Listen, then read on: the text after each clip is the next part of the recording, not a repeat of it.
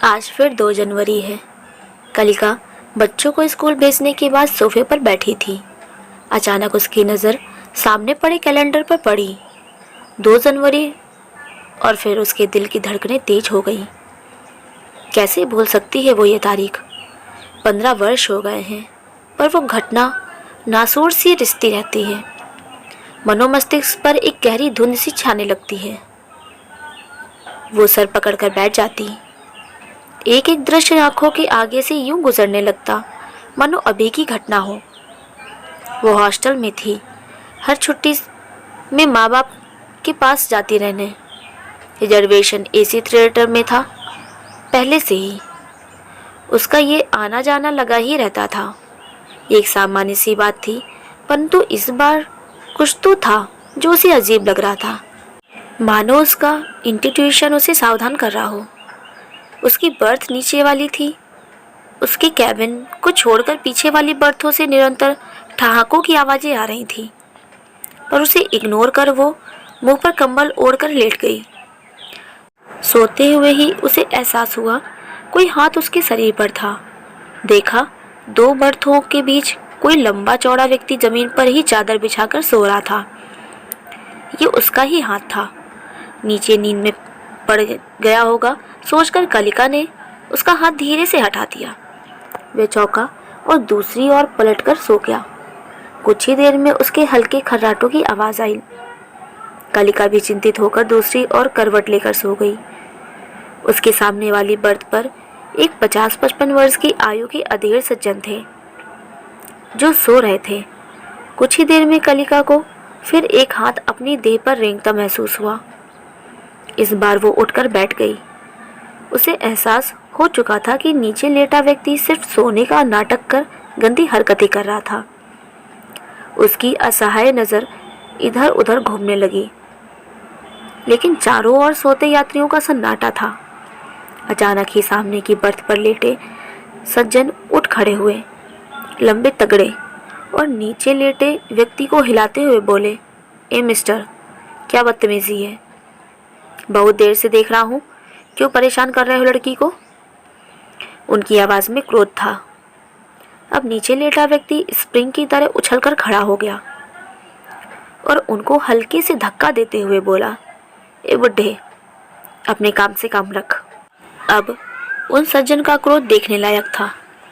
चिल्लाकर बोले, चुप, एक तो बदतमीजी करता है, ऊपर से जुबान लड़ा रहा है।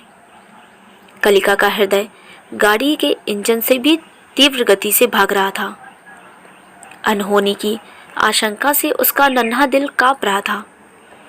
अब तक अन्य यात्रियों की हरकतों से लग रहा था कि वो सब जाग रहे थे, पर सब दम साधे पड़े थे। वो दुष्ट उन सज्जन को खींचता हुआ दरवाजे की तरफ ले जा रहा था। उसके इरादे को भांप कलिका भी कंबल फेंककर उठ खड़ी हुई। ए, क्या कर रहे हो तुम? वो चीखी। उत्तर में एक रिवॉल्वर की नाल उसकी तरफ तन चुकी थी।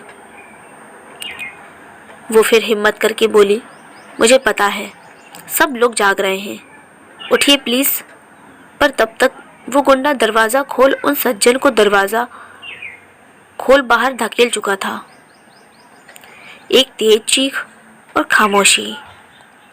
अचानक ट्रेन की गति धीमी होने शुरू हो गई। शायद किसी सहृदय यात्री ने चैन खींच दी थी।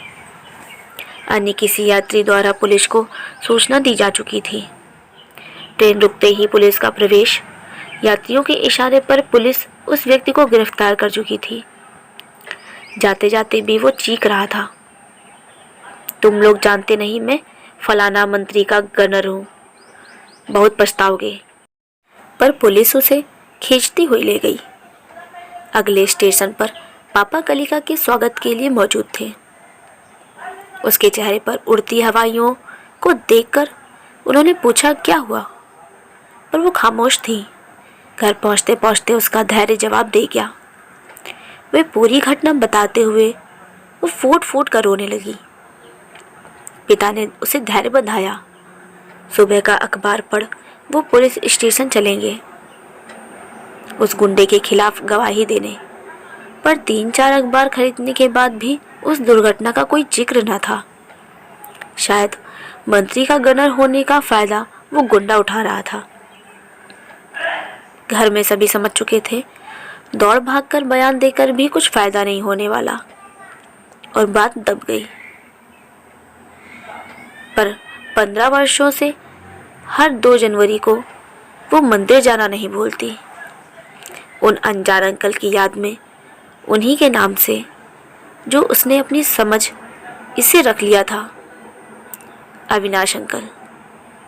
2 बच्चियों की फीस देती आ रही थी और इसमें उसके पति का भी सहयोग था। आपको कहानी कैसी लगी हमें कमेंट में ज़रूर बताएं, और वीडियो अच्छी लगी हो तो वीडियो को लाइक ज़रूर करें। धन्यवाद।